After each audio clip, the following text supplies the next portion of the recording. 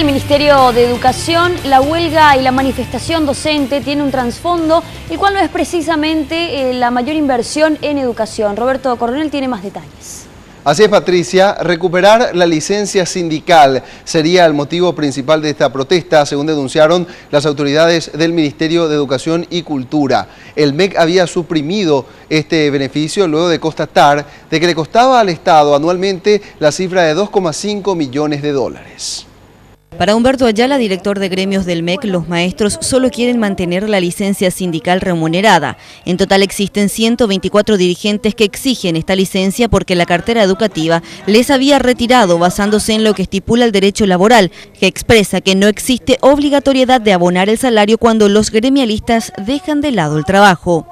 Debido a eso es que los sindicatos están protestando porque se ven ante una situación de pérdida de privilegios. Según los datos que maneja el MEC, este martes el acatamiento sindical fue apenas del 30%. Ante este panorama, Ayala asegura que el movimiento sindical docente se ha debilitado. Yo creo que la gente se está dando cuenta de la irracionalidad de la medida. La huelga docente perjudicó a gran parte de la población estudiantil. Los más afectados fueron aquellos niños de escasos recursos, quienes no pudieron acceder al almuerzo escolar. Ante esta situación, la cartera educativa anuncia sanciones. Por ejemplo, 3 días de ausencia corrida es despido sin causa. 5 días de ausencia injustificada también tienen la misma medida.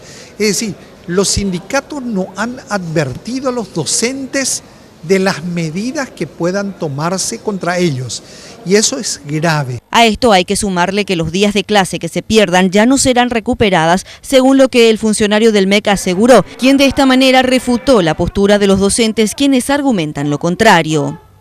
Los docentes siempre lo hacemos, es posible hacer, se logra con la ayuda de los padres. Es un directo despojo a los niños de una parte de su educación que mucho la necesitan. En cuanto a los docentes, hablan de varios pedidos, entre ellos el aumento salarial del 10% para todos los maestros por igual, la inversión del 7% del Producto Interno Bruto en educación, entre otros puntos. Con esta última medida de fuerza, la educación pública desaprovechará un total de 5 días en lo que va del calendario escolar 2014. Elida Ramírez, Red Guaraní.